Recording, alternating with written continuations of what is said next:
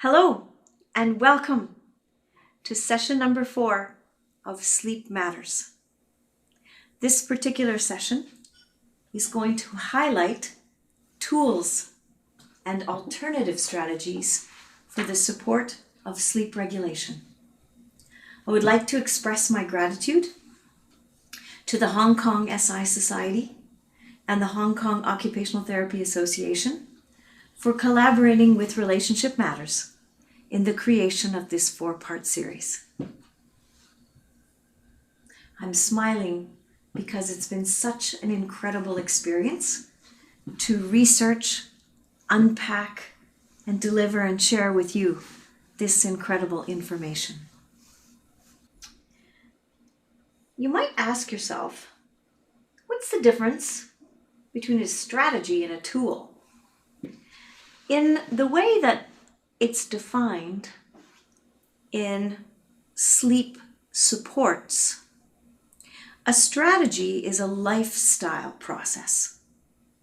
Things that you have to actually change in the way you function from a day-to-day perception.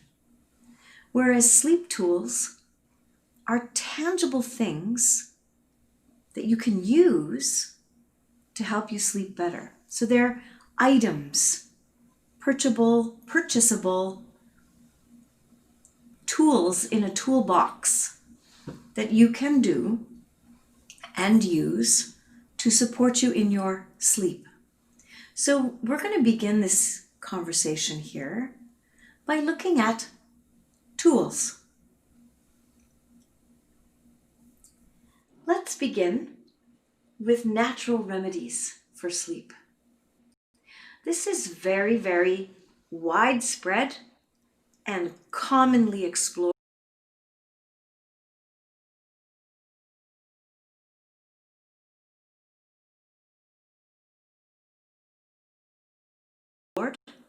in this era as a mechanism to support sleep challenges.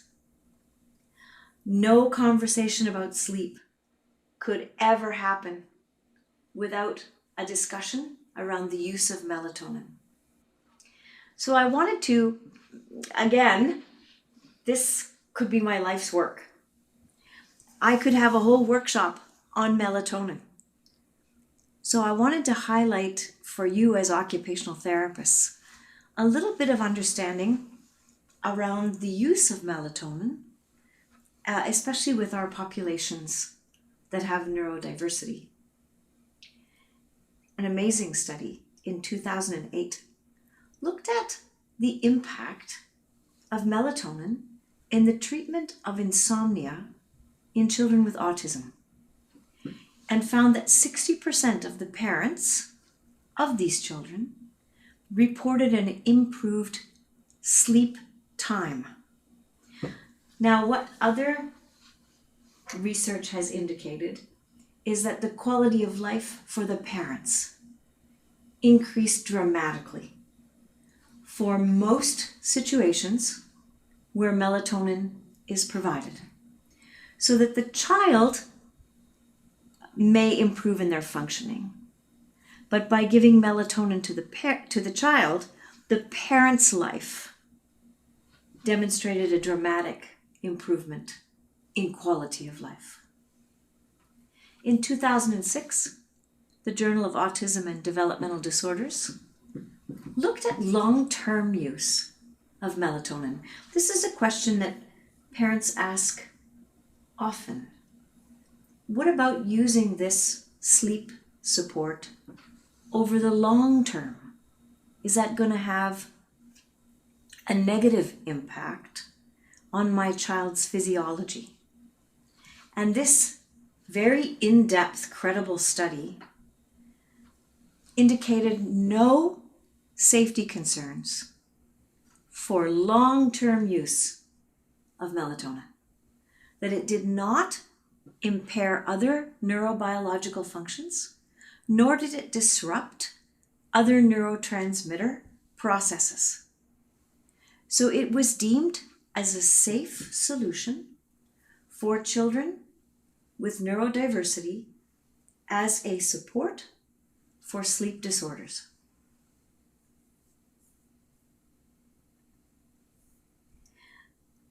There is a particular sleep guru, and his name is Dr. Craig Canapari.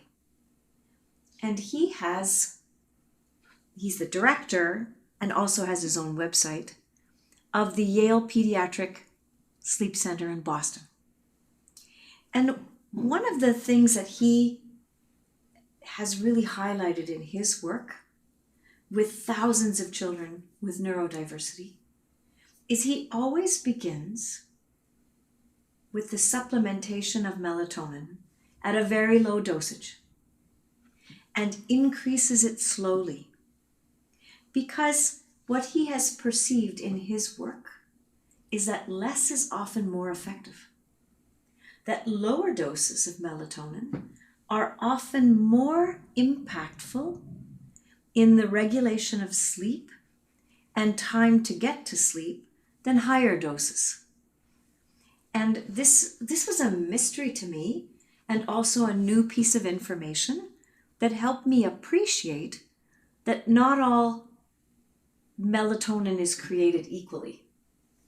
I know that for myself, in taking melatonin with jet lag, that it can create an altered state. And what Dr. Canapari says is that may mean that the dosage is too high, that the subtlety of the melatonin is what you're after in order to create this shift to sleepiness. It's important to also know that you take melatonin ahead of bed, sometimes as early as an hour to an hour and a half in advance of going to bed, not immediately at bedtime, because you're trying to downshift the system into that state of readiness for sleep. So the melatonin it's like preparing your system to get ready for sleep. There is a whole category of herbs, of remedies, supplements, used in naturopathy, used in Chinese medicine, that are identified, at least in North America, as adaptogens. And what adaptogens do is they help the body perform its intrinsic functions better. So they temper the hormones that are out of balance. They're balancers. And so supplements or Chinese herbs that lower cortisol have been found to be very helpful in increasing quality of sleep, because your cortisol is supposed to lower at nighttime. And one of the causes of nighttime wakefulness is elevated spikes of cortisol or stress responses that will result in waking and then anxiety in the state of wakefulness. So you're looking for a tempering of that cortisol and making the brain and the body more resilient and capable of benefiting from the quality of sleep that happens when cortisol goes down at nighttime. One of the targeted pathways in the use of supplements, and also in Chinese medicine, is the GABA pathway. And if you remember from our conversations about GABA, GABA is a neurotransmitter that is like a brake in a car that slows down the brain activity and moves us into relaxation and calmness. So many adaptogen herbs, they are targeting this GABA pathway so that the brain can start to move towards the theta and delta wave away from alpha and beta. It also decreases anxiety. Magnesium. Well, magnesium, which you read about often as a sleep support, the reason this is helpful is magnesium helps convert glutamate, which is a stimulant, into GABA.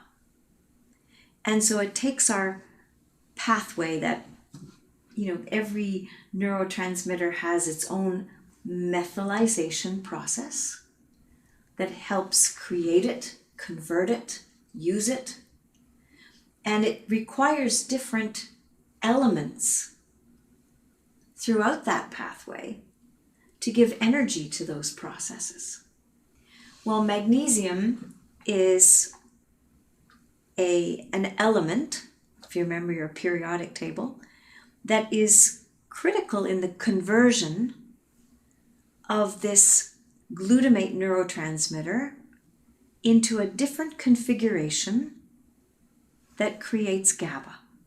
And in the research that I read, magnesium comes in many different forms, but the greatest impactful form is when it's in flakes.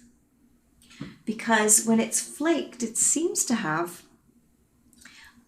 a more transitional impact on the gut that allows the magnesium to cross the blood-brain barrier. Different than taking a pill. And so the flake form can be very helpful in this transition. Another method was to use magnesium salts and even have a bath in magnesium salts as a mechanism for it to enter into the circulatory system that crosses into the blood-brain barrier.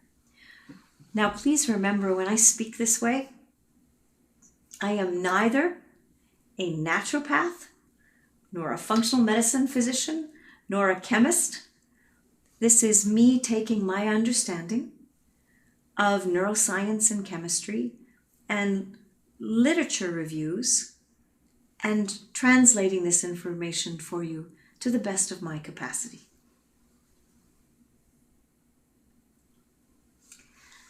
When we talked in session number 3 about estrogen and estrogen replacement, I wanted to go to the literature and see exactly what it said about the impact of estrogen on sleep and sleep quality. There are hundreds of studies, but this one was the one that looked specifically at polysonographic. Polysonographic. I can hardly say that. What that means is it's a sleep study. Look at my face is getting red. It's the ability to understand the shifts of brainwave activity through the use of EEG in the process of sleep. And what they found was women who received estrogen hormone replacement therapy, including estradiol, not just estriol, that it improved the quality of their sleep, reduced the time it took them to fall asleep, and it increased their duration of REM, which we all know is so important to benefit from your sleep. Now, part of that was the decrease in night sweats and hot flashes, but part of it wasn't. Part of it had a direct impact on the serotonin-melatonin relationship and all of the other neurotransmitters that contributed to the switches of that sleep cycle that we've spoken about for 4 sessions. Estrogen reduces the number of times a patient awakens and may improve cognitive function. ERT, I'm going to say it again, significantly increases REM sleep and reduces the time spent awake during the first 2 cycles of the night especially. And there's a thought about that, in that there's impact there on cortisol. It's in the first 2 sleep cycles that happen when you fall asleep, that's when that cleanup process, that washing machine of the brain, really is heightened. And so you're getting a greater degree of benefit of restoration and repair in those 2 sleep cycles. So the use of estrogen increases the depth of that capacity to repair the brain, given these cycles show up in the EEG as more healthy in the spikes that you see in the brainwave pattern.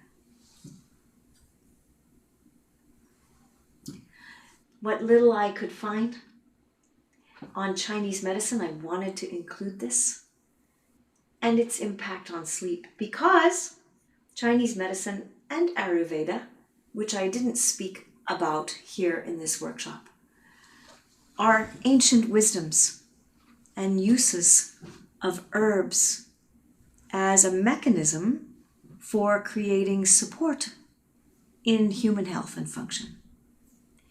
And so there are some beautiful studies looking at what do Chinese herbs actually do in the treatment of insomnia. And in looking at Chinese medicine regimes that treat sleep, the pharmacological mechanisms targeted the GABA pathway and or stimulated the GABA receptor to be more receptive to the GABA that you have within you. Some herbs targeted the 5-HTP pathway to increase the serotonin load within the nervous system, and especially within the reticular activating system. Now, as a occupational therapist who thinks about arousal, that makes me think of not only sleep, but being able to perhaps be helpful in the process of sensory sensitivity and general management of arousal. Some herbs affect orexin A, leptin, the orexin receptor, leptin receptor, reducing insomnia significantly. As you remember, that is another hormonal portfolio that has a relationship with serotonin and melatonin and can directly help in the insomnia. And so, in my limited understanding of Chinese medicine, there is a definite, there's a definite scientific process at work here that creates these shifts in sleep in a more natural fashion than perhaps the sedative medications that we spoke about in session number 3. And notice how I've got supplements. Even though Chinese medicine is to me a process, it's a strategy, it's a big picture thing, I didn't put it in the alternative category. Because here in North America, Chinese medicine, acupuncture kind of sits on the fence between a scientific accepted process of intervention that is now sufficiently researched. I'm sorry we have to do that to ancient wisdom, that it no longer always is considered alternative medicine. And so that it's a gray area. So I put Chinese medicine under the toolbox, but it also could fit, I put acupuncture under the alternatives, but please know, they're kind of in the gray zone of interventions that have shown significant support and impact on sleep and qualitative sleep. Several years ago now, I went to a 5-day conference on gut bacteria. And that's called the microbiome, which is like having a planet of entities living inside of us. There are billions of bacteria in here, and those bacteria have a direct relationship with our genetics, with our neurotransmitter malfunction, with our immune system. They are powerful regulators of our entire being. And so when you think about probiotics, this is a very important conversation when you think about sleep. Now, there are many companies in North America that study your poop, for lack of a better way of saying it. There's a company called Biofeedback, and this particular example, what they do is they look at a fecal sample and they measure all of the different diverse microbes in your gut in relationship to your genetics. And the number one recommendation is diversity. Interesting, isn't it? It's not like there is specifically this custom-made regime for you. It's about having a diverse profile of microbes that has the greatest impact on sleep. So probiotics that are wide range, that have a wide range of options in their list, they are the ones that have been shown to have the greatest correlation to increase sleep, efficiency and time sleeping, and are negatively correlated with wake, meaning you're less likely to wake up after you go to sleep when taking probiotics in a diverse portfolio. The other piece that probiotics significantly support is depression and mood. So there's an interactive process here between gut health and brain health. The other fascinating finding in 2019 was looking at the immune system. We've got all these different interleukins, interleukin 1, 2, 3, 4, 5, 6, 7, all the way up to I think 12. And they all have different immune drives. They target different aspects of the immune system. And interleukin 6 is a cytokine, which it's like blowing the whistle and calling the soldiers into the war. That's what cytokines do. They create the signal to bring the charge forward. And so interleukin 6 has been noted to have a very positive influence on sleep regulation. And, this would be I love to look at the interaction, psychoneuroimmunoendocrinology, which means everything talks to everything. I love to look at the interface between the immune system and the neurobiology and how those two come together. But I would imagine that when interleukin 6 is online, the vagal system, which the vagus nerve has many little receptors that respond to the immune system, it would tell the vagus nerve, everything's going on okay in here. You can rest now. So there's this, I don't know if you knew this, but 80% of the vagal communication is the body to the brain. Only 20% is the brain to the body. So vagus nerve, which is all about restore, relax, creating a sense of health and healing in the parasympathetic nervous system, that this particular nerve has all these little sensors all over from here to the pelvic floor, picking up data. What's going on in here? Is there any infection? Is there any inflammation? Is there any disturbance in here that will signal back to the brain? Fight, flight, stress. And so interleukin-6 seems to work in this way to say, everything's cool. So this is how it's expressed, that the homeostasis of your bacteria in your gut contributes to that gut-brain axis in creating a more harmonious relationship. So you got to have good poop in there. We spoke previously about night guards and bruxism.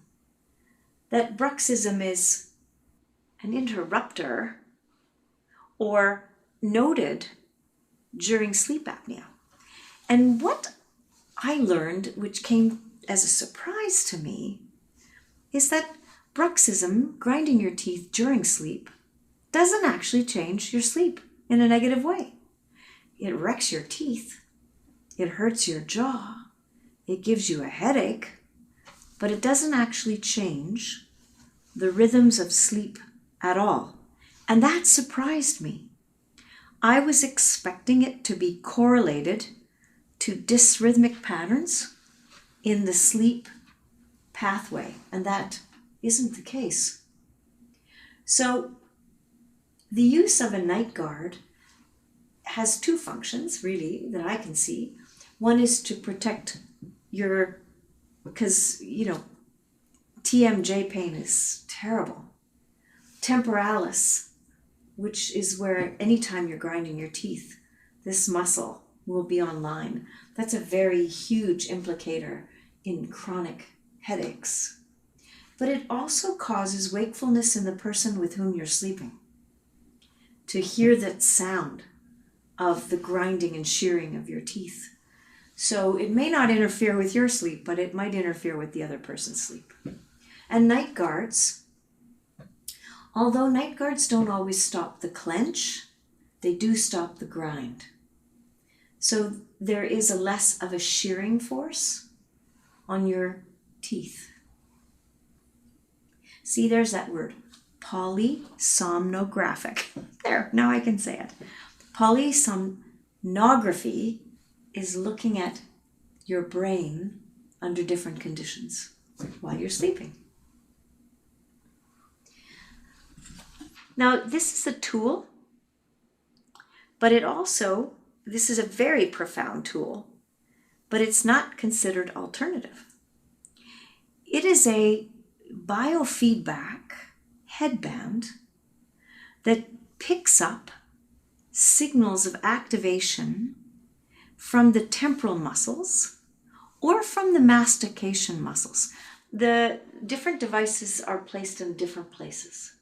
So this one that you're looking at in this picture is on the temporal muscles, but I could also have one here that takes a signal from the muscle when it's working too hard, sends it to an app on my iPhone, and then vibrates. There's a little vibration. And that vibration doesn't wake me up, but it shifts the activity of the muscle. So it's a very powerful retrainer of the muscle activation and has been very successful in reducing chronic pain as it relates to grinding your teeth.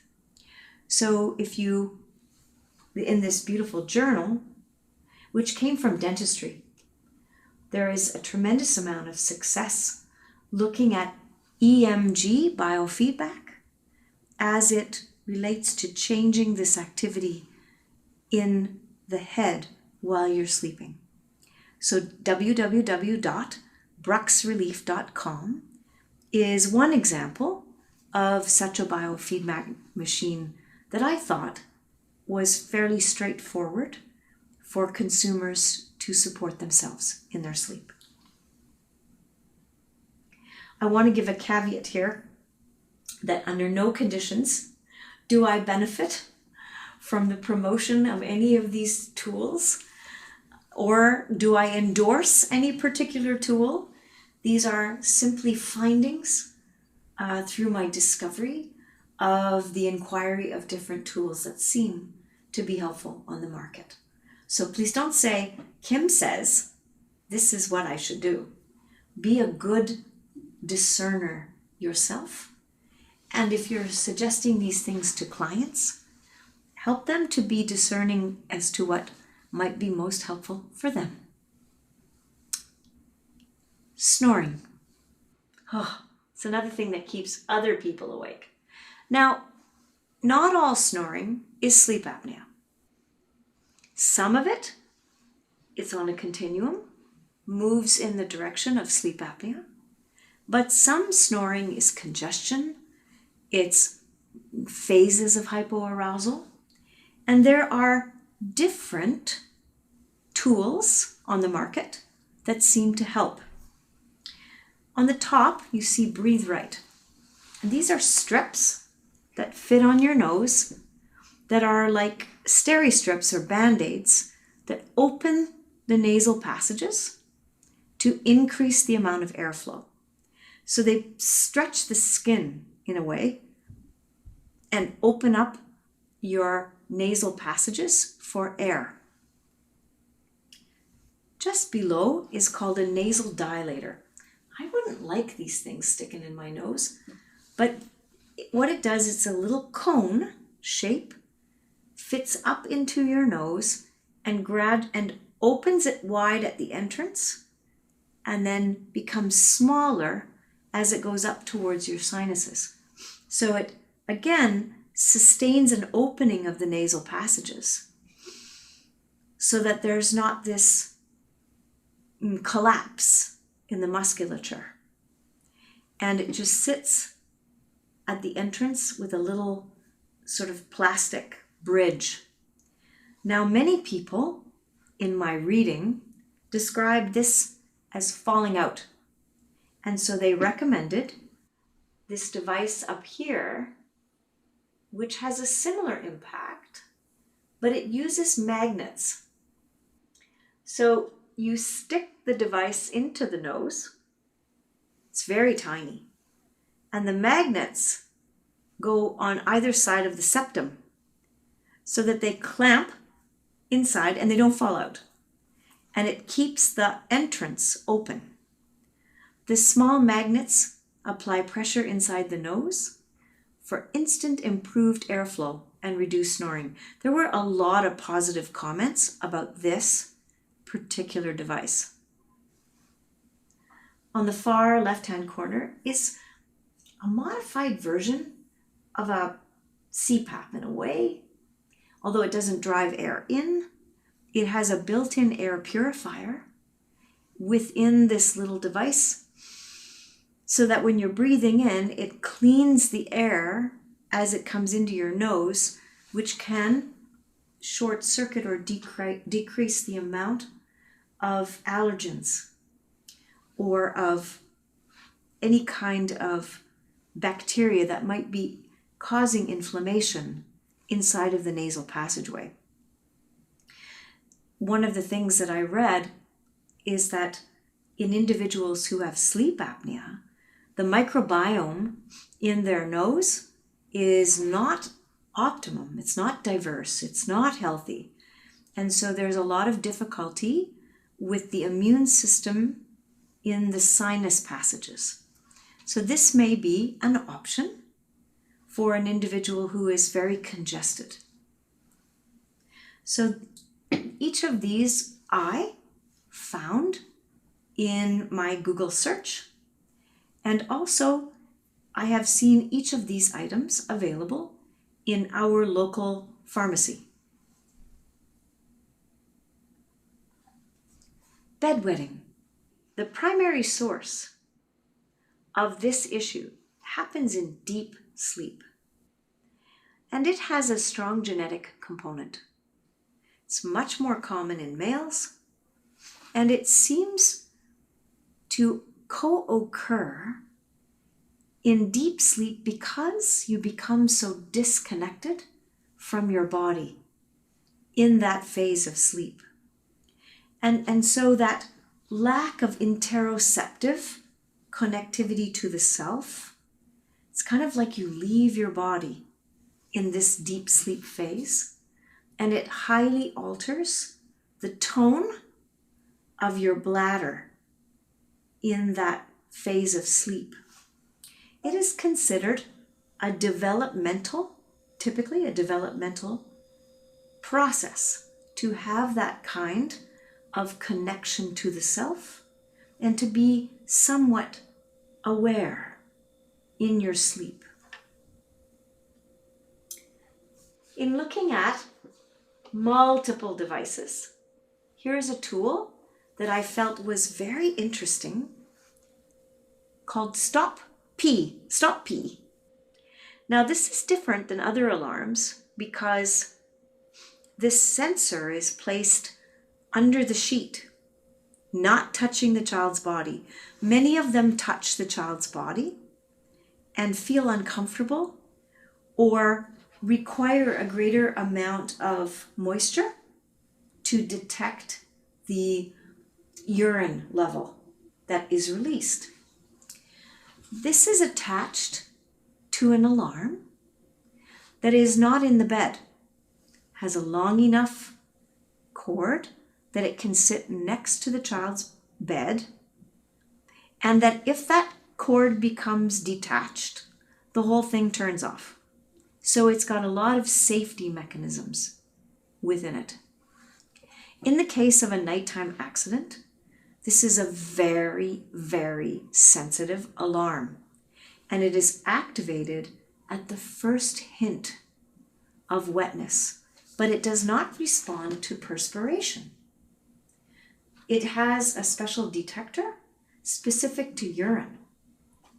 So this is a pretty sophisticated device, and what happens is the parent, this is how they recommend you use it, should then come to the child's room, help them to wake up in the event that they don't wake up themselves, and take them to the toilet. It is a form of behavioral intervention that connects cognition to the state of deep sleep. This ritual has to be repeated every night until the child's reflex system is trained. So it is a process that cannot just happen for the child alone. It does involve the parent's participation in ensuring that the alarm is then followed up by a visit to the toilet. So it is a form of toilet training during sleep. But what I loved about this product was its sophistication and its safety. So therapy, www.bedwettingtherapy.com. Let's shift gears to think about, well, how can I use sensory tools to proactively impact arousal for optimum sleep for both children and adults?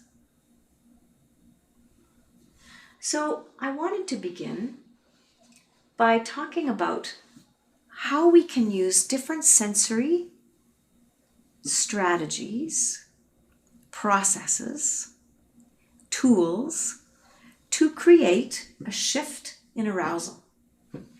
And one of the most successful sensory tools is integrated listening systems. And because of its impact on the reticular activating system. So Dr. Sarah Schoen in 2015 did a very beautiful study looking at the impact of the ILS focus program, which is really intended to address the arousal system at the reticular activating system. You're going to hear me speak about the Safe and Sound protocol later, which is also provided through integrated listening systems, but it's a different listening process.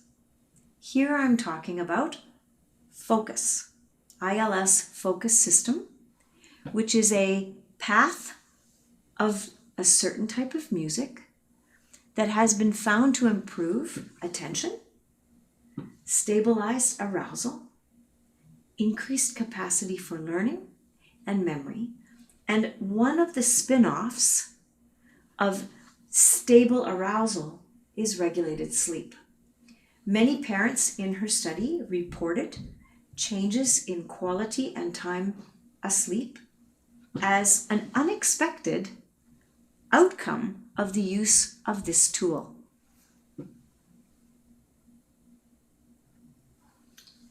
For many years, probably 25 years, maybe, trying to think back when my friend and colleague Sheila and Colleen developed therapeutic listening. As long as it was created, I have been using it. Therapeutic listening is a different form of music.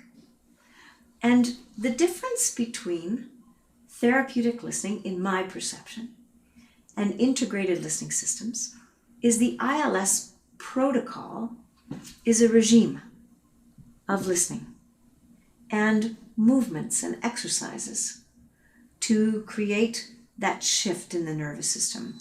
Whereas listening with the whole body was always created to be an adjunct to sensory integrative therapy, into the therapeutic process. It was never designed to be a standalone. For me as a clinician, what I love about therapeutic listening is the menu of choices that I have, of different selections, of music that is pre-recorded in a modulated way to address different problems that a child may experience. So there is a study here that was done at Dominican University. I think it was in 2017. I've given you the website so that you can look it up. That looked at the efficacy of quick shifts, which quickly shift you. It's not even modulated music. It's music that is designed to shift you from one state to another state. And this particular research study showed a statistically significant outcome in state change in response to quick shift music in kids with sensory processing difficulties. And one of the measures in the study was sleep, where they found a greater degree of time sleeping and ease of falling asleep. So both therapeutic listening and integrated listening systems are tools that you can have in your toolbox as a mechanism to support sleep. Now, many people have asked me, well, what about just listening to music? For many, that can be extremely helpful as well. What I know about therapeutic music is that the frequencies are perceived uniquely by the brain. When I look at, there's a particular institution in Europe called the Mozart Institute, where they study neurobiologically the impacts of different forms of frequency on neurological processes. So music is complex, and my feeling about things when they are complex is that not all music is created equally. So something that would then take trial and error, I always say when it works, it's treatment, and when it doesn't, it's assessment. The other thing that I want to say about therapeutic listening, the quick shifts could definitely be used at bedtime to quickly shift you from one state to another. Whereas the integrated listening systems would not be something done at a bedtime routine. It would be done in a daytime routine, creating a change in the whole brain's processing. So the timing and the intention would be dramatically different. Well, we couldn't have a conversation about sleep without talking about weighted blankets and compression sheets. Many years ago, weighted blankets were, kind of a mystery, not well researched, and custom made. Now they are commercially available. We even have them in our Canadian Tire, which is, Canada's very famous store and one of my dad's favorite stores. Canadian Tire, is a place where you can buy everything. And you can buy weighted blankets at Canadian Tire. So the weighted blanket concept is much broader than the prescriptive form that we as occupational therapists thought about 20 years ago. There is now research on deep pressure touch, Tiffany Field. And so when you have deep pressure applied to the body, there is sufficient evidence to suggest that it increases serotonin production, which, as you now know, has a spin-off on melatonin production. Weighted blankets, in many climates, can be too hot and too heavy. So compression sheets are soft, stretchy sheets, often made out of Lycra, that wrap around the whole mattress like a sleeping bag. A sleeping bag around the mattress and the person. This would drive me bonkers. And provides a sense of tightness of your body in the bed. They are more breathable than a weighted blanket, but you don't get that sense of customized compression that you would from the weights of a weighted blanket.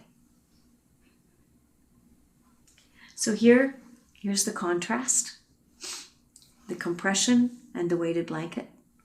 It is absolutely a matter of preference. But we also know that heat in sleep is a trigger for wakefulness.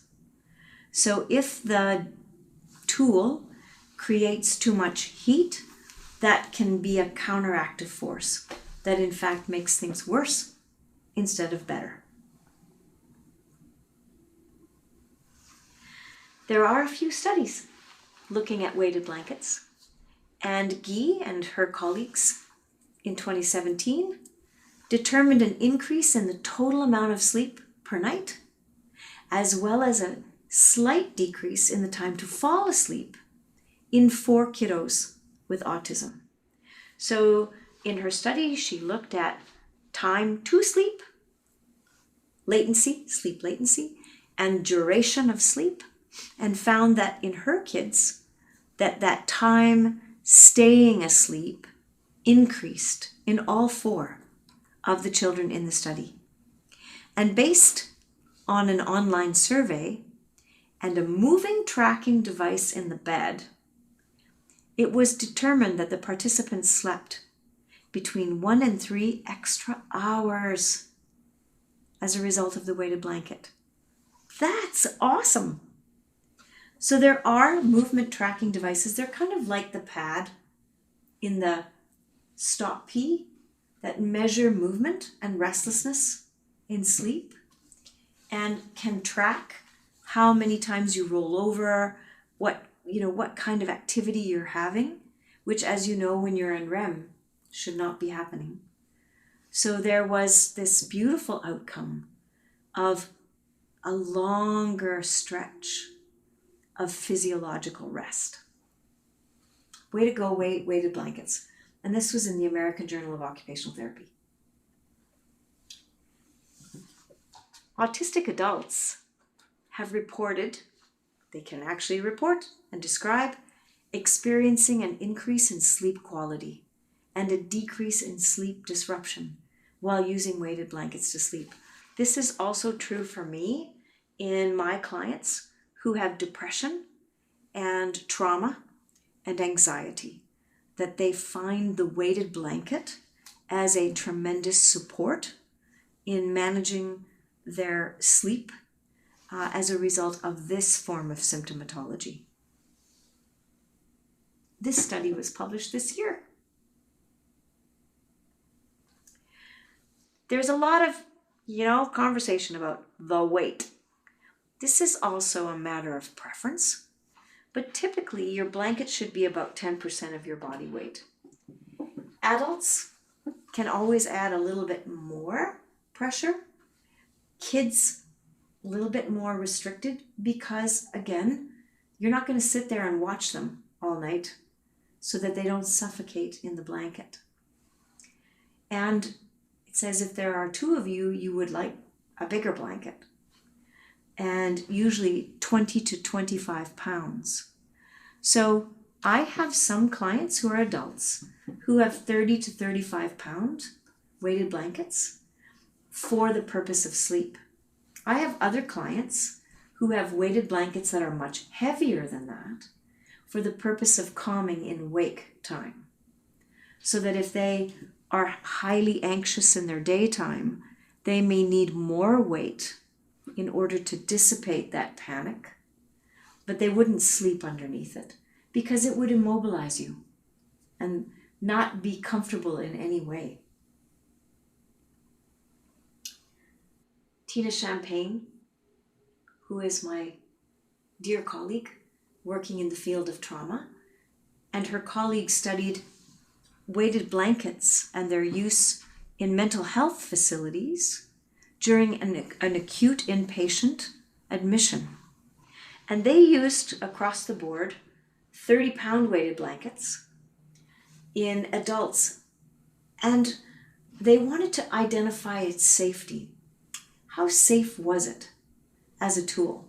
So they measured blood pressure, pulse oximetry, which is oxygenation. Does it prevent circulation? Electrodermal activity, which is the amount of stress, galvanic skin response, sweat from stress. And then they did a questionnaire or an inventory of each subject that used this 30-pound blanket to acquire information of their experience of this blanket. In a lying down position, the weighted blanket was deemed safe in all vital signs. And most significantly, which makes me very excited, the electrodermal stress response was the greatest change. That showed a significant decrease in stress. 63% of the subjects reported less anxiety, and 78% indicated a preference of using a weighted blanket to other techniques, including medication, during acute situations. So some of the other techniques that they're speaking about is restraint, is modalities that are much more impositional. So the weighted blanket, this was done in 2008. This is not a new study. So that this has been shown to be a safe measure, especially in adults. So we don't need to have that controversy anymore. Is this a safe technique or not? In children, there is a chance that they could get, we talked about sudden infant death in small children, but there is an option of getting stuck underneath the blanket if it's too heavy that could contribute to suffocation and would require experimentation and monitoring. So if I were a parent and I had a little one who did well with a weighted blanket, I might have them nap with it during the day at first, and I would start with a small amount of weight and see what the lowest dose of input that would be helpful that I could use in that example. I know that one of the challenges that we experience as occupational therapists in making recommendations about weighted blankets is they are not you can't try them out. They're like, in a sense, buying underwear. You have, once you've slept with it, it's yours. So this is one of the challenges of this tool, is that you don't have that luxury necessarily of trying it out for a long enough period of time to decide, is this really efficacious for me or not? This is a very exciting, I've seen all kinds of creative bed designs in my years of ways of making our kids feel safe. And this is called the Autism Bed Tent. When Bob saw this image, he was like, that's cool. These are freestanding units, like pop-up tents in a sense, and they rest on top of the mattress. Then they strap to the bed frame, so they're mobile. You can take them with you to grandma's house or on a holiday. Although they look like they're part of the bed, they aren't. Some of them are inflatable and very easy to assemble. Gosh, I sound like a salesman when I'm talking this way. I just want to give you the best information I can. Some of these beds can be bolted to the floor, and some are easily moved within the room. And so this is an interesting option that might be a possibility for some of our kids. Some of our clients don't want to be off the floor, meaning they don't want a frame. They do better when the mattress is actually connected to the ground. I've had many clients like that their spatial perception, it makes it too uncomfortable for them. So we do what is best to support the person in finding their greatest degree of safety and comfort. Blue blocking glasses. Well, we've talked a lot about screens and blue light and how it blocks the production of melatonin. Isn't it interesting that blue blocking glasses are yellow? Because this frequency, the frequency of yellow, filters out the blue frequencies. And so blue blockers, they have been shown to have significant impact on sleep onset insomnia. This article was incredible to me. The impact of wearing yellow glasses, especially in the evening, as you are watching TV, that it has this powerful protective impact on the brain to allow the melatonin production to initiate as you are trying to wind down in the evening. So this, this is a pretty simple solution, really. There are some apps that you can have on your screens. There's one called Flux, which you can download on your computer, that takes the blue frequencies out of your monitor so that your eyes are not taking in that frequency. As you can tell by looking this evening, I'm speaking to you right now in the evening, and I am in this moment loaded with blue light. And so there's tremendous amounts of artificial blue light coming in, especially as the evening progresses. I think I'm about to get some help with this. Let's talk about CPAP machines. This is an area that I really feel that I lack expertise, because this could be your entire specialty. But these are continuous positive airway pressure machines that force, and they are the gold standard for anyone with sleep apnea, especially in cases of moderate or severe obstructive sleep apnea. And it forces oxygenation into the airway so that your O2 sats stay at a sufficient level. And I've been reading a tremendous amount about this throughout COVID-19 because this machine has saved some lives. Because the CPAP machine is registering your breathing and delivers the airflow in relationship to your need. And it keeps track of your need throughout the night. And so what I've been reading is that people who have developed COVID-19 have needed increased activity of their CPAP machine because before they are actually sick. So it has been used as a predictive highlighter, what's the word? Something to pay attention to for people who have chronic obstructive sleep apnea, that when their CPAP machine is producing more oxygenation during the night, that could be a signal that there is illness in the background. A very interesting finding. Sleep masks. This is the one that lives in our house, called Sleep Manta, or Manta Sleep.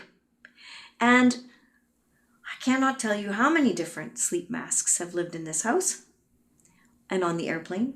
Many of them have been donated to the airplane because they get left there. For many people who are sensitive to light, sleep masks and pressure on the face provides a sense of comfort. What's beautiful about this particular model, again, I'm laughing at myself. I sound like Vanna White. If you're not from North America, that won't mean anything to you, but she is a person who's a salesperson and does this with her hands to different items.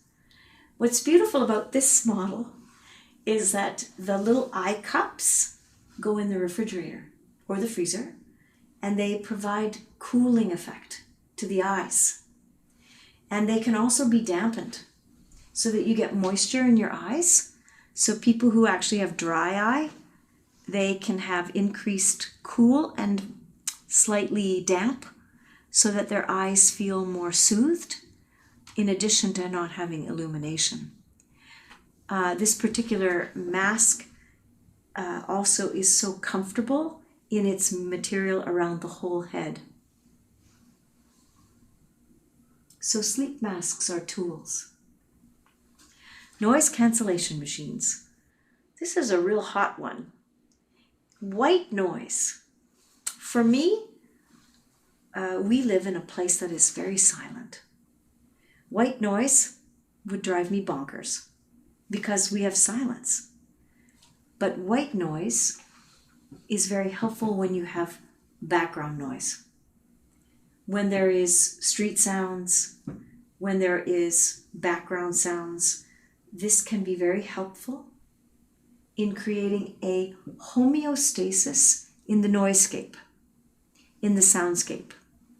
So what noise cancellation machines do is create a constancy of sound to change the lack of unpredictability of sound, because novelty is what activates the reticular activating system. So when there's a new sound, then the reticular activating system goes, what's that? Where's that? And the constancy of a noise cancellation device can dampen out that backdrop of unpredictability. Again, each person's preference is going to vary. Some people can't stand silence. That's too, again, if you have a trauma history, you're going to have conditioned responses to different sensations. So your own individualized prescription will be as unique as you are. Temperature regulating sheets. You need to be cool when you're sleeping. I don't mean cool as in cool. I mean cool as in temperature cool. And the National Sleep Foundation recommends 200 to 400 thread count sheets, which allows for movement of air so that you're not confined and that your perspiration doesn't stay in the sheet.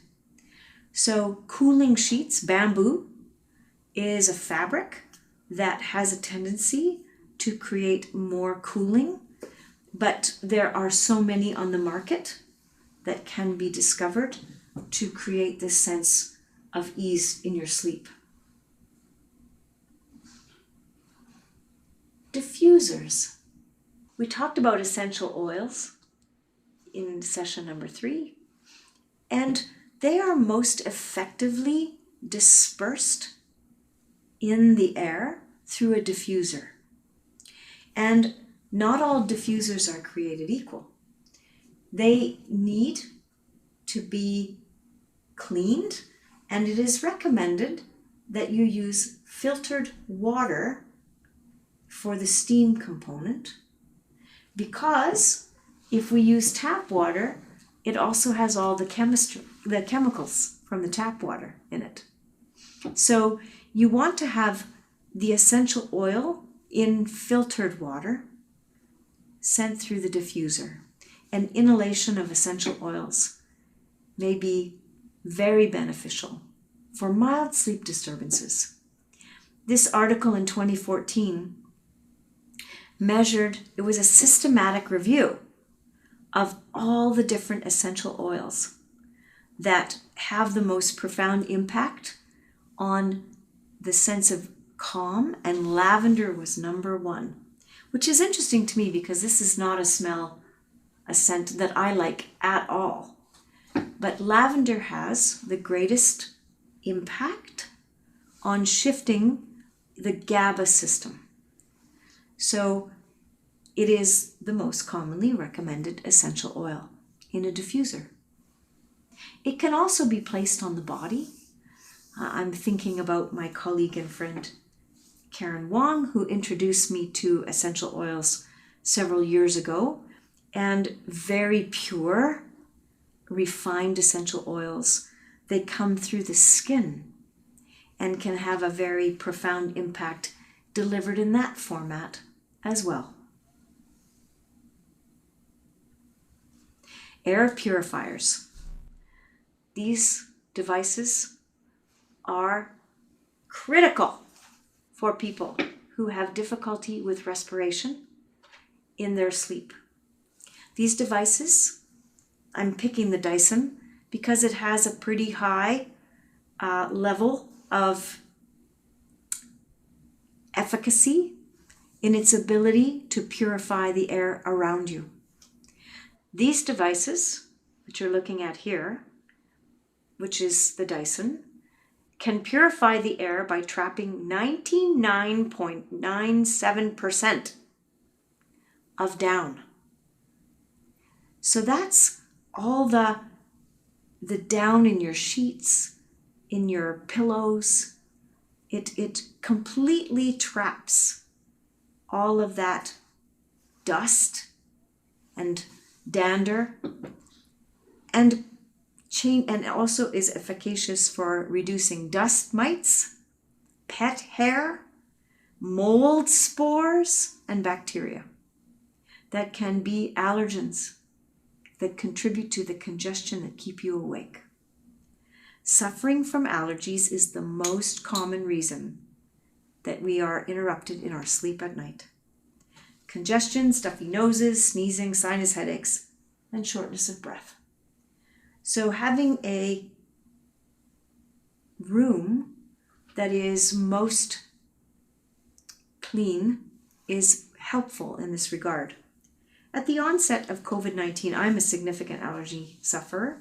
I also found we bought a UV light wand to kill bacteria with ultraviolet light, and I use that a lot on the mattress as well as on the pillows.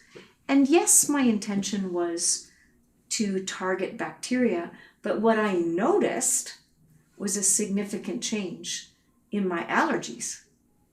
So it not only, the UV light not only kills bacteria, but it got at the molds. I live on the west coast of Canada where rain and mold, we have, I don't know, 300 different versions of mold in our little environment here, our ecosystem. It's pretty difficult to eradicate molds.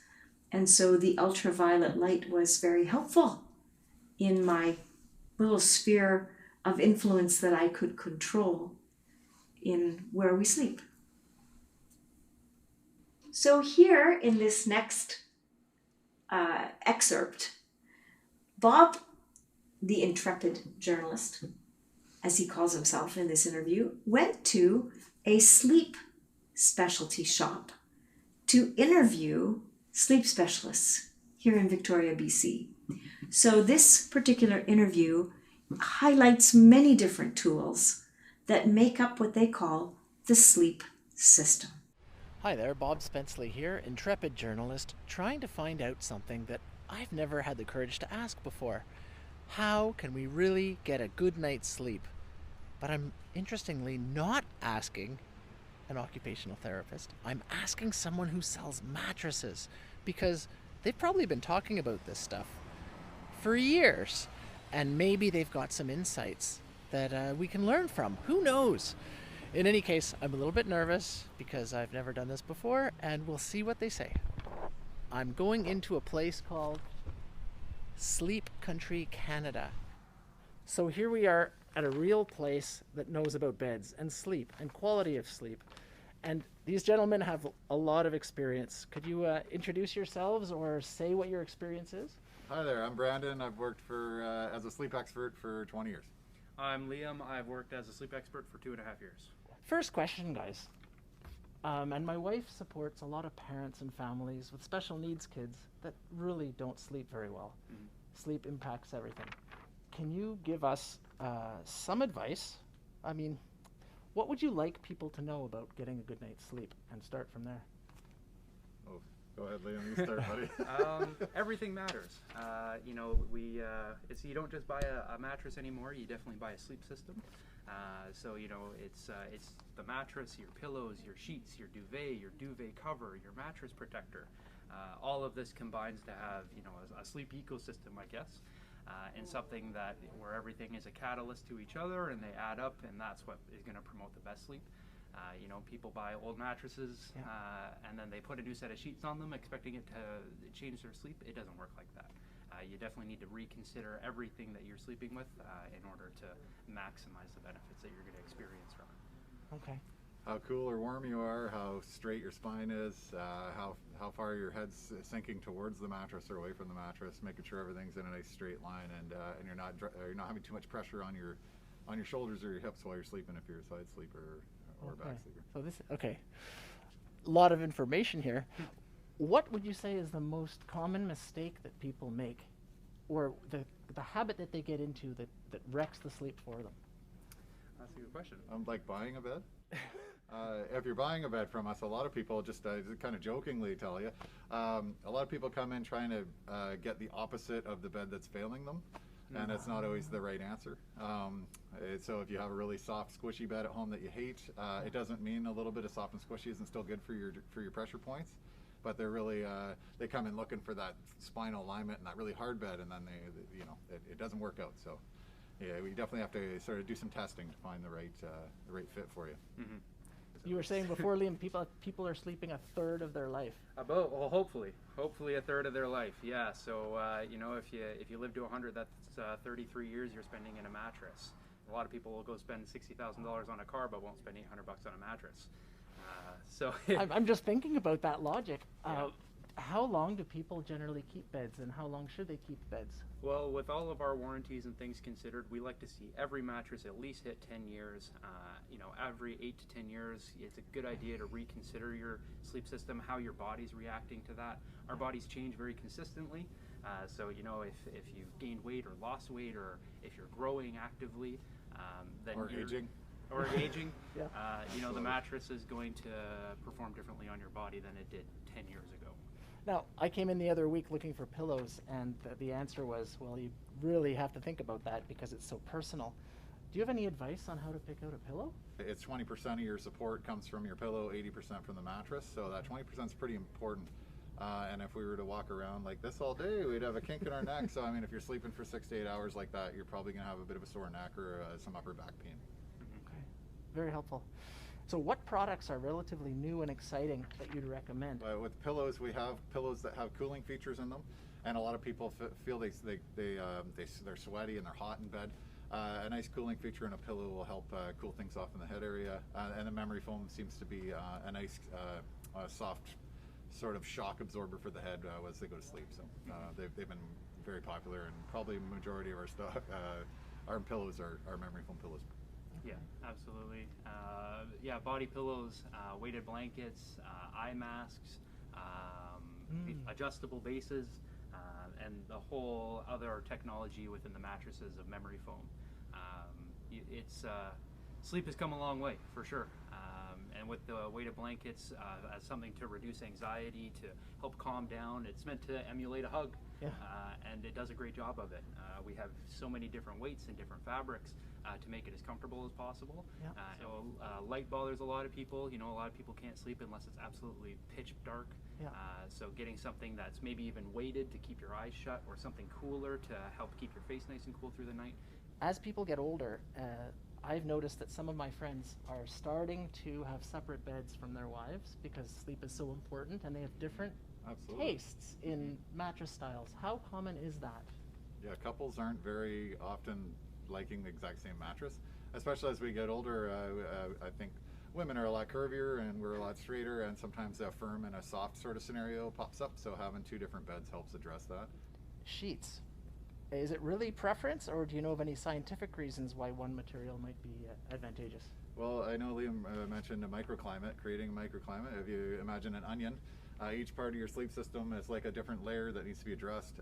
So having cool sheets, or like a bamboo or something to keep things cool if you're somebody that sleeps hot, or the other way around, like a nice tight 500 thread count Egyptian cotton to cozy the bed up, depending on what your needs are, of course. But yeah, absolutely. Like I said, the onion, the layers, the duvet cover itself can be bamboo. Right on. Well, I'm really thankful for your time, but one last opportunity. Sure. Anything else that occupational therapists in particular might learn from your experience in helping people get a good night's sleep? Oh, I'm not sure, because I'm not really an expert at that sort of stuff. But I think proper testing when you're looking for a mattress is what we would suggest to make sure we fit you into something that's going to work for you. Yeah, it's important to qualify everybody differently to make sure that, there's a reason that, mattress stores have 60 beds in here. They're not just for show, they're for, the 60 different people that sleep 60 different ways. Absolutely. So, for somebody, a taller build like myself, I'm going to be, it doesn't really matter for, my firmness, but I need to consider the temperature. But other people, the spinal alignment is super important, so you need to make sure the pressure points aren't going to be irritated. Yeah, and like I mentioned, the adjustable bases, that's something we're really seeing that's blowing up. Just being able to provide the comfort of any angle that you want to be. Congestion is another big one, snoring, sleep apnea, all of these issues we're finding a great amount of success with the adjustable bases. Just bringing the head up, bringing the feet up. Okay, those are the beds where you can sit up and watch TV or read. Yeah, and absolutely. Then go down. For whether it's for leisure or for health benefits. It's an absolute game changer for people. It's a noticeably big difference in their lives. Yeah, absolutely. Spinal alignment, right individual needs. This sounds a lot like occupational therapy. Right on. Well, thanks so much, you guys. I'd shake your hand, but I won't. No, let's respect no the social shaking distance. hands here. Absolutely. But very thankful, and wish you a happy, good sleep the rest of your lives. Yes, absolutely. Thanks for having us. It's been awesome. Thank you.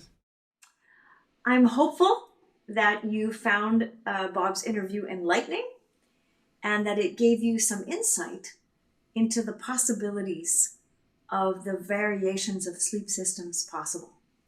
I want to give a shout out here to Liam for being such a great sport in posing for these photos. And thank you so much to Sleep Country Canada for giving us the opportunity to have the conversation with you about all these diverse options that are available for sleep. So you see in the image on the left-hand side, Liam with a body pillow. And body pillows are exceptional for alignment of the spine, especially for those who like to lie on their side. So if you have any kind of back-related pain, it can be a significant challenge to sustain the alignment of the muscles on opposite sides of the spine when your legs are close together. So by keeping the pillow between your legs, the musculature has an even amount of force to give you greater support in your sleep for spinal ease and alignment. Raised beds, such a luxury, can be amazing for reflux, for sleep apnea, and for general overall comfort when, wanting to read in bed. See how I didn't say watch television in bed? And the feet can also raise, so it can be supportive to circulatory issues that may happen for individuals in sleep. The most common challenge for individuals who sleep together is varying needs for softness, firmness, for cool, heat, and this is the most common in Canada. Purchase. Tempur-Pedic has bases that can accommodate different mattresses so that people can sleep together and have diverse supports at the same time. How do we support kids with very significant physical needs? In my research, I found this company called Tadpole Adaptive that allows us to custom make all the different places where support can be individualized. So many systems that I have seen created in Canada are, you go into the rehab department and the biomedical engineer makes you your mattress, and then the positioning system is formed and it's static. This company allows all of these to be moved. All of these different pieces are custom made at different levels of pressure. And I thought this was incredible. So I really felt inspired by this person who created this system specifically for her own child, and gives a tremendous amount of flexibility to the different positions that you might need in a night or across age, because the system grows with you as you get older. The question, to wear pajamas or not wear pajamas? It is such a preference, honestly. But the key difference is sleeping nude decreases body temperature. And sleeping naked can keep you cooler. And as we know, being overheated in bed by 3 to 4 degrees changes the brainwave pattern and decreases the time spent in REM. Temperature in the room and temperature in your body is critical. And speaking from personal experience, in this menopausal phase, any instant shift in temperature is an event of awakening. So you really want to think about, if you do wear pajamas, some people feel more comfortable contained in their body, that the temperature of the material is something that you're mindful of. Alternately, you don't also want to be cold, because that can also increase wakefulness. So you can see all of these options are highly individualized. Integrated listening systems, together with research created from NASA astronauts. Can you imagine trying to sleep on the space station where there is no daylight? How do you have a circadian rhythm without daytime? And so NASA created this pillow that is now available through integrated listening systems called DreamPad. And this is a device that has sound waves and bone conduction that resonates through the body in transducers to shift you into sleep. So it's a combination of sound and vibration, haptic cues, to move your brain waves transitioning into sleep. And this can be pre-programmed so that, the time that it's set for can be of varying durations.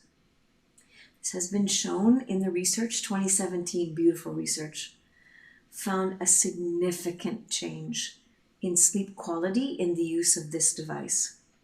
So the DreamPad is not just an experimental device, it's an actual certified research-based product that creates support in those especially who have difficulty falling asleep.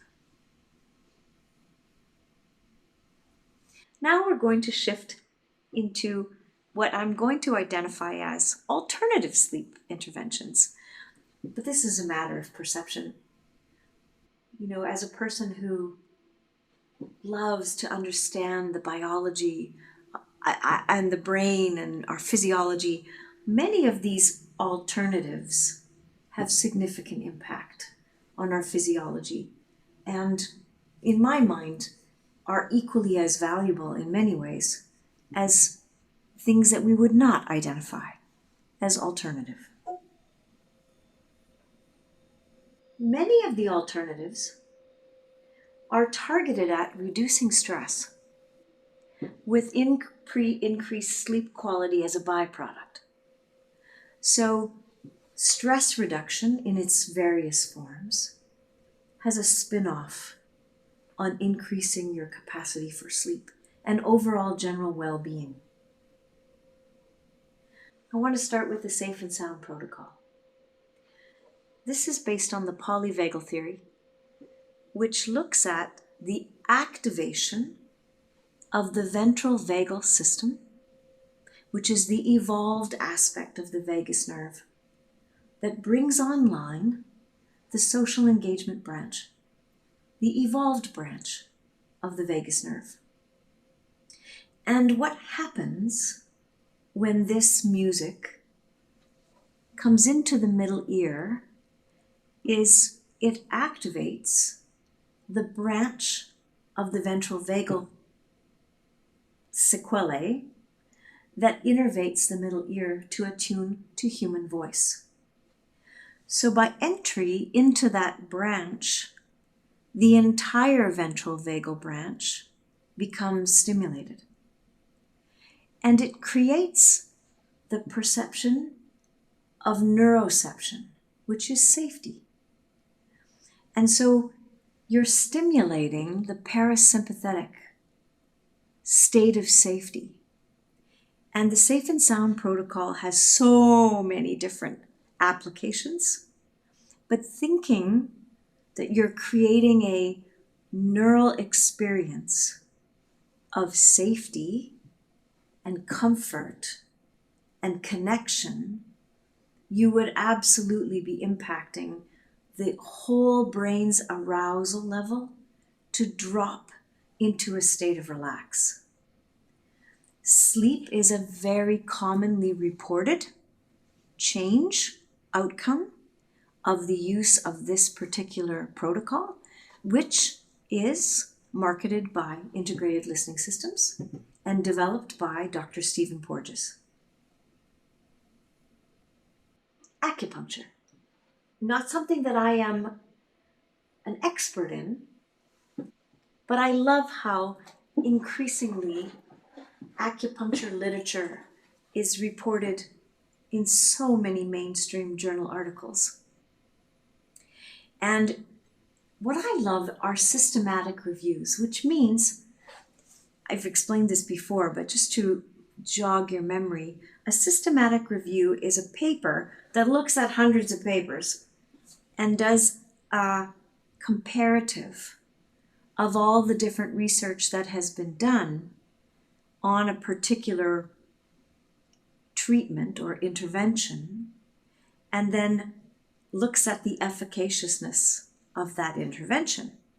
So this paper in 2016 looked at a systematic review of acupuncture for sleep quality in people with insomnia. And they found that in comparison to sham means like a placebo. And what they did was they used acupuncture. Most of the control groups were acupuncture points that were not identified as being spaces that would support sleep.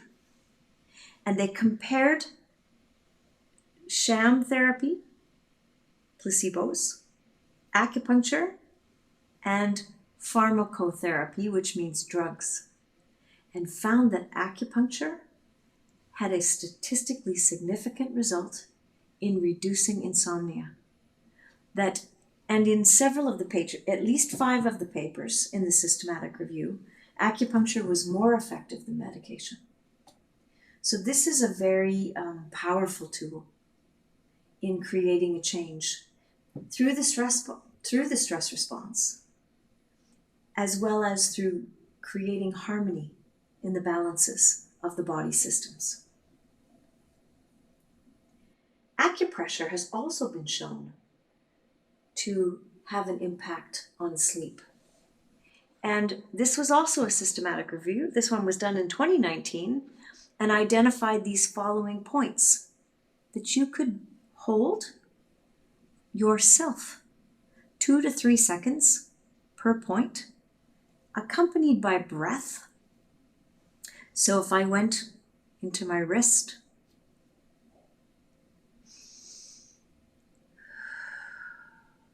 and I went through these points and held them for 3 seconds,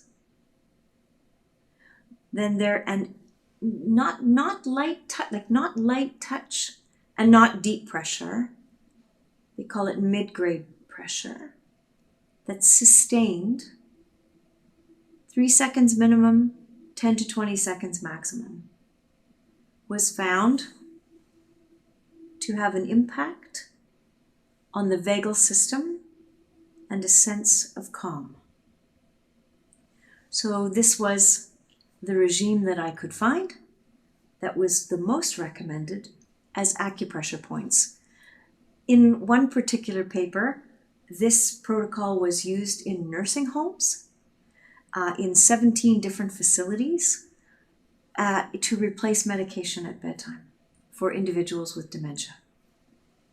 So have a look at this literature review here to have a deeper dive into this particular tool. So we just talked about reducing stress. Now I want to look a little bit at how do I change brainwave activity. So the tools we just spoke about lower the stress response, creating an ease of sleep. This next set of tools actually change your brainwaves so that you shift states during sleep. And the first one is neurofeedback. Now, neurofeedback is still controversial for sleep.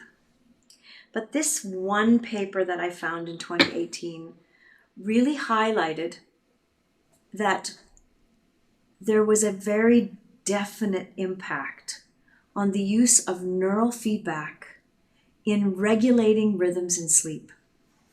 So sensory motor rhythm neurofeedback, which is vibrations and cues through the skin.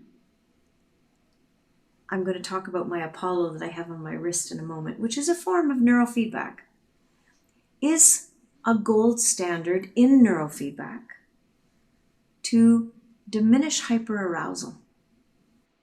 Training to increase 12 to 15 hertz sensory motor rhythm over the sensory motor cortex during wakefulness reduces attention deficit and minimizes epileptic activity, and is shown to improve sleep quality by changing those sleep spindles in that spikiness that we talked about in non-REM. So that through this neurofeedback process, the person is sleeping and the neurofeedback machine is extracting data from the brain and then giving a cue back to the body that says shift states, so that you're in a sense retraining the brain to find a different rhythm. And this is a very interesting process for people who are dysregulated in many fashions. Now, I talked about Severin Fisher's work in the brain, the fearful brain, in her beautiful work around the treatment of trauma. And she speaks a great deal around this particular protocol of neurofeedback for the treatment of trauma with a change in sleep. So an alternative process to think about that not only takes care of sleep, but other areas of dysregulated function. CBD. CBD, which comes from cannabis, marijuana, is legal in Canada. And there is vastly increasing amounts of research talking about the impact of CBD. CBD is a cannabidiol that is separate from the THC component.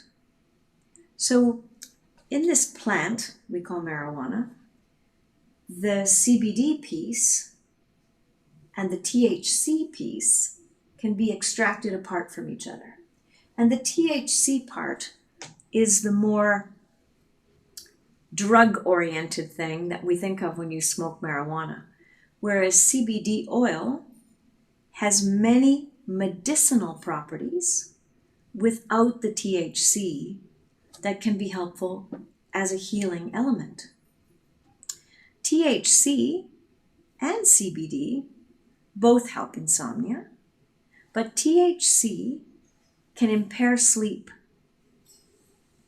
over the long term. So people who smoke marijuana, for example, and are inhaling the THC, their sleep latency in a short run may improve, but over the long haul, it will enhance insomnia. So it's not the marijuana smoking version that we're after here. It's the CBD piece that has more of this sedative anti-anxiety relaxation component. Synthetic cannabinoids are different. They come in drug form like nabilone, dronabinol. They have short-term benefits for sleep apnea due to their modulatory effects on the serotonin system. Whereas CBD has been shown not to have any long-term negative impact, but may hold promise for REM sleep and excessive daytime sleepiness, reducing. There's actually been some early investigation in looking at the use of CBD oil in reducing narcolepsy, in balancing out your system's rhythms during the day.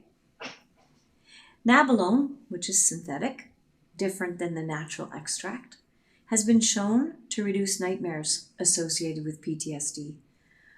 And people who have extreme chronic pain. So there are different versions of these extractions that are available here in Canada. CBD is available off the shelf, whereas things like nabilone would require prescription. Transcranial magnetic stimulation. This is increasing in popularity, research, and impact in many neurodiverse situations. And first really came to light, I think about Michael J. Fox, because he has Parkinson's disease. And one of the things that was so helpful to him was transcranial magnetic stimulation. He found that through deep brain stimulation, he was able to increase his dopamine production intrinsically. And so this became a more popular treatment and has now been introduced in the use of sleep disorders. So this paper I found was published 2 months ago, and they looked at low frequency magnetic stimulation on the right dorsolateral prefrontal cortex and the right posterior parietal cortex.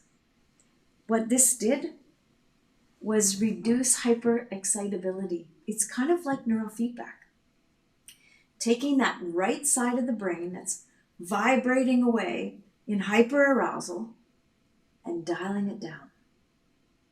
And this improved not only insomnia, but also anxiety, very powerful for post-traumatic stress disorder, and people with chronic trauma symptoms.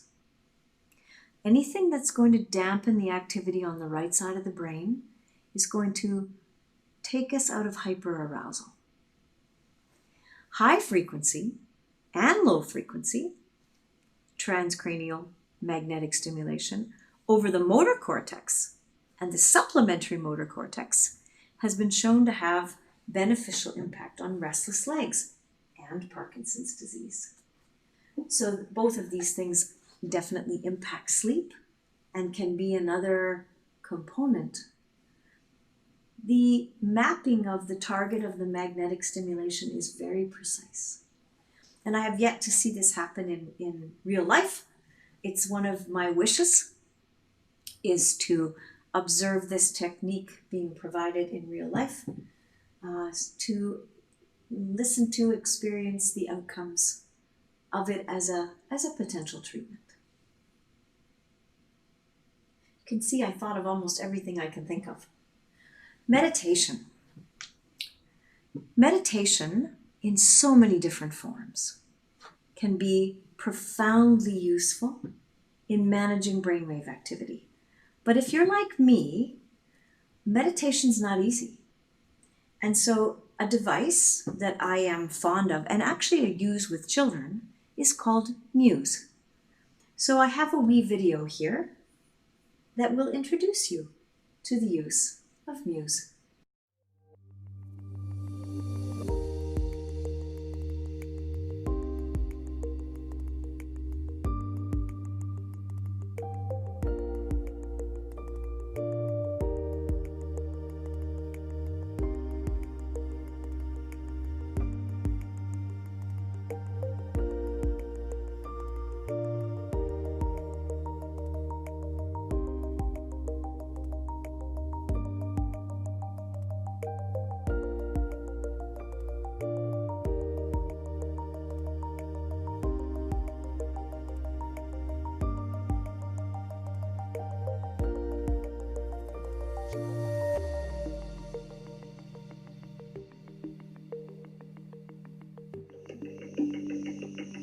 So it's a guided meditation.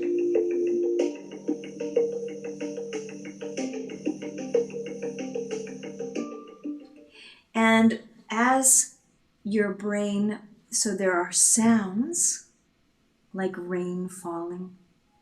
And as your brain waves shift into a calmer state, the rain stops.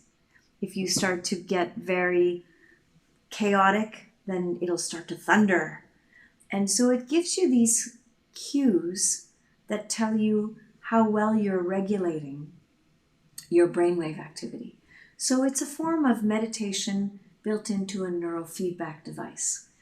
And this version that I'm showing you here is brand new and very soft, whereas the old one is plastic and, it would be hard to fall asleep with it on. In my experience, Muse has increased in its quality across time, in that the calibration of it has been finicky in the past and is now much easier in its ability to read your actual brainwave activity in real time. So I call this device Meditation for Dummies. You can meditate in the daytime, or you can use it specifically for its go-to-sleep journey.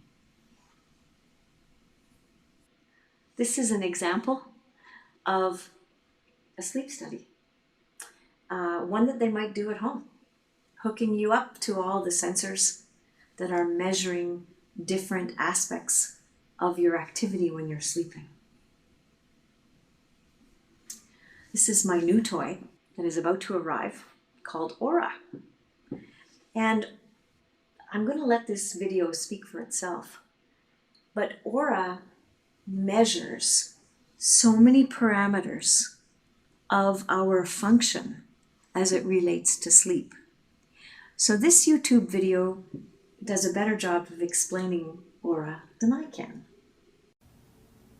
Today I'm going to review the Oura Ring Generation 2. So what is the Oura Ring? The Oura Ring is the world's most advanced sleep and activity tracker on the market today. And I can say that with confidence because I've tried many different trackers. I've used a Garmin GPS watch to run, where you have to wear that heart rate monitor to track your heart rate. I also own a Fitbit Charge 2, which is pretty good. But what I love most about the Oura Ring is the form factor. And it doesn't look like a geeky tracking device. So what is the Oura Ring? It has 3 different types of sensors. There's a body temperature sensor, there's a heart rate monitor, and there's also an accelerometer which tracks motion and movement. So it can track different aspects of your health. It can track your activity, your sleep quality, your heart rate, and something called heart rate variability. And this is an advanced heart rate measurement tool that tells you a lot about your nervous system and how your body's dealing with stress. And I won't get into the details here, but it's a very cool marker. I've had to wear different devices where you have to where there's electrodes that attach from one side to the other side, and you can only wear it for 3 days, and there's a upload process where you have to look at a printed report, so it's just cumbersome. So I'm so excited that all that information comes into a package where I can wear every day without anyone noticing, and if anything, people will notice how cool it looks. So the Oura Ring. So I've really enjoyed wearing this. It syncs with the app on my phone, and right now I'll jump into the app and show you a little bit more about what the Oura Ring can tell you and maybe how I use it to improve and optimize my health. So let's take a look. As you can see, this is the home screen of the Oura app. And at the top, you'll see a readiness score. So Oura's big value proposition is insight that you can actually use. So this is for the everyday person who wants accurate information in a convenient package to get a better idea of what their body is doing. Right? The whole purpose of using a device like this is to really increase your awareness of how your body's actually doing. Because subjectively, it can be kind of tough to know how your sleep is actually, how deep your sleep is, how rested you actually are. Maybe you're trying to troubleshoot different aspects of your activity level and the amount of sleep that you need. So can you see here in his description, it shows exactly how many hours you've slept. 6 hours and 11 minutes. And it says, it will also tell you what your temperature was, how much you moved in your sleep, and gives you an accurate amount of feedback. And so you can see at the top it says sleep is the key. So how ready you are for your activity in the day relates to how well the quality of the sleep was at night. So this is one aspect of the feature of the Oura Ring. I just wanted to give you a sense of how it worked. and what it was about. Apollo neuroscience. Well, this is what I got on my wrist right now, which is not an extractor of information. I think of Oura as a device that monitors the activity. Apollo actually changes the quality of your sleep. Apollo works in the same way that deep breathing does, but through vibration on your skin. And so what it does is it sends a signal to your brain that says, hey, this email is not going to kill you.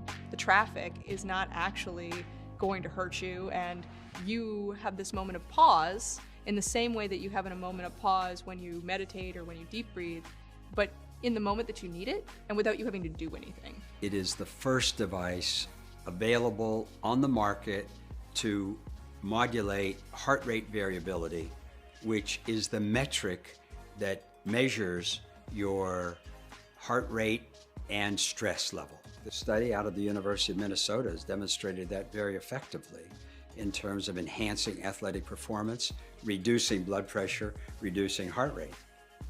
That's very, very powerful.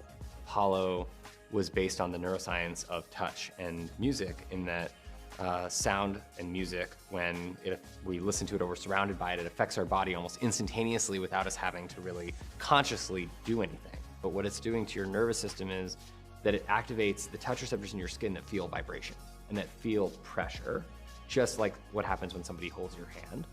Touch is the single most powerful sense that we have to allow us to feel that safety, to be ourselves. We've now tested in clinical trials and at universities and in a couple thousand beta testers in the real world, and all have had consistent results showing these same findings, that people who use this improve their focus consistently and their ability to recover from and perform under stress. Apollo provides a practical tool for doing what it is that we most would like to do for our patients, which is expanding their happiness. The value of touch is hard to overstate. There's something that's immediately evident as soothing to the touch of Apollo.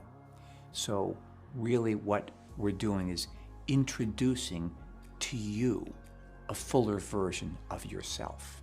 It engages our parasympathetic nervous system within 2 to 4 minutes of putting it on, and produces a calm state in which you are better focused, and which you are less stressed.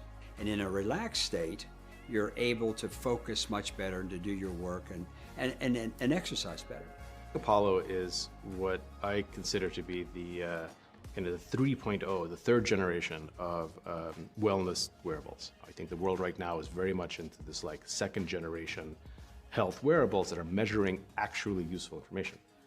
Apollo is a peak at the third generation. Apollo is a peak of the generation that isn't just measuring useful things, useful in a scientific way, but that's actually letting you change them actively. With Apollo, this is the first time ever that we can actually send a signal to your body that we know improves this balance over time. Not only are you feeling different, not only are you sleeping better, but the measures of that balance in your body are actually increasing. That's a technology which I think is unlike any other medical technology I've ever seen, likely to be of broad value for all humankind. Amazing. As an occupational therapist, this idea that the use of touch, which is so critical in our work of sensory processing, it's amazing to me that a device can read your system, reorganize your system through the touch sensors in your body. So he called them, one of the speakers called them health wearables. And these are why they're in the alternatives, in that tool category of alternatives. Here's another device. You can't wear all of these ones at the same time, I don't think. But this one's called Night Shift, and it's for repositioning because many people who snore or are sleep apneic they have a lot of difficulty when they're lying on their back. So this particular device is helpful to get you to change your position. My wife's sleep was affected tremendously by my snoring. If I fall asleep before and she comes in, she'll either sleep in the living room or grab earplugs. If I'm on my back and start snoring real loud, or she sees me not breathing, she'll wake me up and turn me over. It seems like I was ready for bed at 8, 9 o'clock, get up 5:30 and felt like maybe I got 20 minutes of sleep. I was just exhausted. Loud snoring is reportedly the #1 medical cause of divorce. Loud snoring is caused by turbulent airflow that vibrates upper airway tissue. Sleep apnea results in low levels of oxygen in the blood and brain. To open the collapsed airway and start adequate breathing, the brain must be awakened. This happens repetitively and causes fragmented sleep and spikes in blood pressure. Over the past 35 years, we've learned that snoring indicates a collapsing upper airway that can prevent enough air from reaching the lungs. Sleep apnea can cause daytime drowsiness, hypertension, and has been linked to heart attack, stroke, memory loss, diabetes, depression, and insomnia. Those with severe sleep apnea are more likely to die early. For the past 10 years, we have been studying the effects of snoring and sleep apnea on the brain and the consequences for daytime functioning. Our research has shown that the reversibility of daytime drowsiness, memory loss, and impaired executive function are due in part to how long one remains untreated. I've had sleep and breathing problems my entire life. I had my tonsils and adenoids removed when I was 2 years old, and nasal surgery when I was 20 to try and reduce my loud snoring. By the time I reached my mid-40s, my loud snoring had evolved into full-blown sleep apnea. I was found to be so severe when sleeping on my back that it was recommended that I use CPAP therapy, even though I was essentially normal when not sleeping on my back. That is why we invented the night shift. The night shift is worn on the back of the neck. When you begin sleeping on your back, a gentle vibration begins. The vibration slowly increases in intensity until you change position. In addition to providing position therapy, the night shift monitors your sleep and sleep quality. The night shift report portal allows users to track their consistency of use, treatment effectiveness, sleep efficiency, frequency of interrupted sleep, and amount of loud snoring. We designed Night Shift as a therapy that empowers the user to track their success. It's a real small band. It's got two magnets put together. Fits right here, lightweight, you'll never even know you have it. Your body gets trained. When it vibrates, I knew automatically just turn over. She was not awake, we were not irritable in the morning, bickering at each other because neither one of us got any sleep. I wore it every single day so that everything we did was better. What I disliked about the CPAP basically is the fact that it was cumbersome, especially moving through airports, traveling, staying in hotels. The best actually is being able to look at the reports because they basically give me very detailed or overview snapshots of the progression that I'm making. And then I can share that information with my health professional. It gives me a lot more confidence in the device. The night shift and the reports and the information that I got from downloading every day, every 2 days, made me realize that I have a problem. I have a serious problem, and I for the longest time I ignored it. I should have done it years ago. I really enjoyed the night shift because it gave me freedom. Perfect. So the use of wearables as a form of biofeedback and retraining. It's a form of behavioral intervention that can be very helpful. Craniosacral therapy. I found one study. I was very excited about this. And it indicated that cranial manipulation can alter latency and sympathetic nerve activity in humans. A pilot study.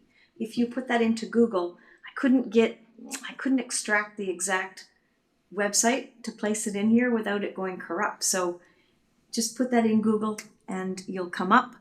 It said that sleep latency during the C4 technique, which is a cranial base, which creates a still point in the cranial rhythm, was decreased when compared to both a sham or controls.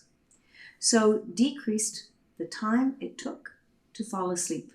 And the explanation in this study was, again, it decreases the overall level of arousal, activating the parasympathetic nervous system to enhance the ability to settle in one's own body.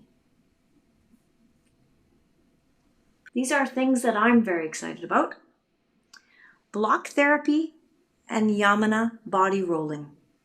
Both of these techniques are aimed at the fascia, tension in the body. And they are yoga, Pilates, body-based work. I want to say even NDT, Feldenkrais thinking in here. But they have a specific intent at minimizing fascial tension in the body. And we know that fascia is a part of our structure that holds our body in tension and minimizes its ability to actually rest. So people with fascial restrictions, even when their muscles are in that atonic space of REM sleep, their fascia may not rest. So we want to get elongation and mobility so that your body can genuinely ease in its position and structure. So this is a piece, I think, that is part of supporting individuals with chronic pain, fibromyalgia, limitations in their mobility can be helpful. And these are two techniques that I like to use myself. Red light. Red light, I'm going to let this video speak for itself as well, is another alternative tool that has been shown to impact the metabolics of our cellular structure, having an impact on sleep. Lack of sleep and poor sleep quality have become significant health epidemics. Did you know that more than 25% of adults say they have trouble sleeping on a daily basis? And over 2/3 say they have trouble sleeping at least once a week. What many don't realize is that light plays an incredibly important role in our sleep cycle. Our body's internal clock, also known as your circadian rhythm, interprets light as a sign of when to be awake and when to sleep. Modern lighting technology is amazing, but all that bright blue light at all hours of the day is sending our bodies some pretty mixed messages.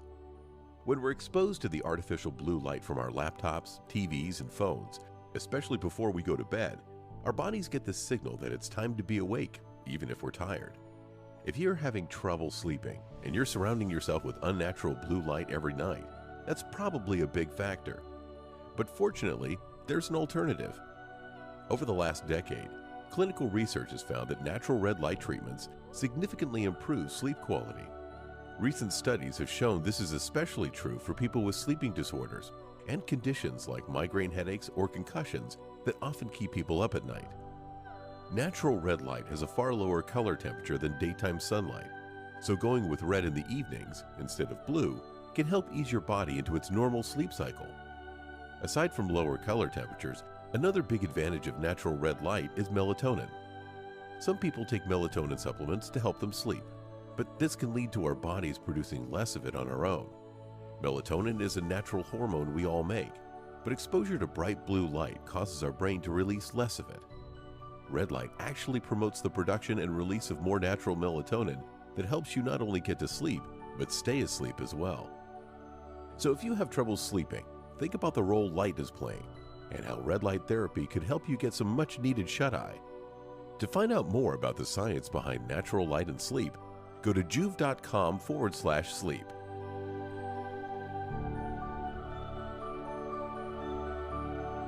There are two things I want to comment on in that video. One that you might have heard was the comment about how if you take artificial melatonin, you can stop producing your own. There is a lot of controversy about that. Many studies say that absolutely that happens, and many studies say that that does not happen. So I wanted to just comment on that because you haven't heard me say that at all up until now. And, you know, there's the jury is out on that particular function. However, the person that I respect the most in the red light therapy research world is a gentleman named Ari Whitten, A-R-I, that's his first name. Whitten is W-H-I-T-T-E-N, and leading researcher in the field of red light therapy. I have one more, and then I think I've exhausted my list, at least for now. And this is called earthing for sleep. So we all know the sun's energy is crucial for good health. But do you know that the Earth's energy is too? When we make direct contact with the surface of the Earth, our bodies receive a charge of energy that makes us feel better fast. This is called earthing. You see, throughout history, people were always naturally absorbing the Earth's energy. But in today's world, we live most of our lives inside. And even when we do go outside, we usually wear shoes, which prevent us from connecting. So, of course, we often feel drained and achy, because we go days or even years without ever touching the Earth. But it doesn't have to be this way. You can start receiving the benefits of earthing by going barefoot outside. The more time, the better. This alone can be life-changing, and it's free.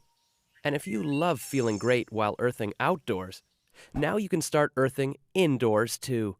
Simply connect your earthing product into the third hole of an outlet, which directly connects to the existing ground rod of your home. This connection lets you safely and conveniently receive Earth's energy from wherever you are, whether that be working or playing, and especially while you're sleeping. Because while earthing, you'll sleep deeper, feel more refreshed in the morning, and wake up looking terrific. And the best part? Anyone can benefit from this life-changing discovery. It's a no-brainer. Start earthing today to look better, feel better, and sleep better. Guaranteed. So these are called earthing mats, and they're rubberized in a sense. We have one in our home, and they plug into that third little hole, well, at least in the North American outlets, that are called the ground.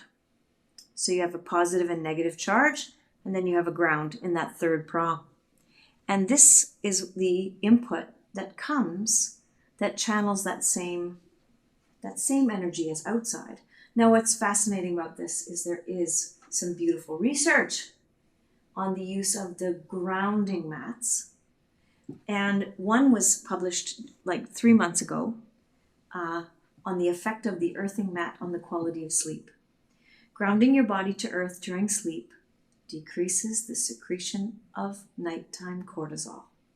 So they measured salivary cortisol at bedtime and waking over a defined period of time and found a significant improvement in the management of the stress response in sleep. They also found an improvement in the person's circadian rhythms over a 24-hour period. This was especially recommended for jet lag. Sleep was better, and one of the most identifiable outcomes from the Pittsburgh Sleep Quality Questionnaire, that's the most commonly used research tool to measure the quality of sleep, was pain, changes in pain. There has also been studies looking at what happens to our brain when we stand outside on the earth in bare feet. Our brain waves shift into a harmonious state between the right and the left hemisphere. That very first session we talked about, the integration of the two hemispheres, this has been achieved just by being barefoot outside. Oh, I forgot, there was one more. Magnetic mattresses. This is Nican, which is another process of using magnets within the mattress to affect the electromagnetic field of the body's energy. And the only study I could find on this was way back in 1999 on patients with fibromyalgia. And what they found was a significant decrease in pain sleeping on this kind of a mattress with magnets located throughout the mattress. And, you know, when we think about fibromyalgia, some studies suggest that fibromyalgia is a charge-related challenge within the fascia, in the fascial system. That there is a disintegrated polarization because there have been studies that show that fascia actually contains a charge. And if it's not in sync with your personal being, it can create this intensity of pain that we may call fibromyalgia. So magnetic mattresses have been used and most oftenly suggested for pain. Look at that beautiful, peaceful, blissful state of sleep. This is something that I wish for each and every one of us. That through our life's balance, our state of connection with ourself, as we evolve our own individual consciousness, that part of the harmony of our well-being happens in the 33% of our life when we are asleep. On behalf of Relationship Matters, I would like to thank you for your participation in the Sleep Matters series. And we are hopeful that this information provided you with some insight, some research, some curiosity, and even some skepticism around all the various conversations that were had of the topic of sleep. September 2020. Wishing you all the best, and thank you.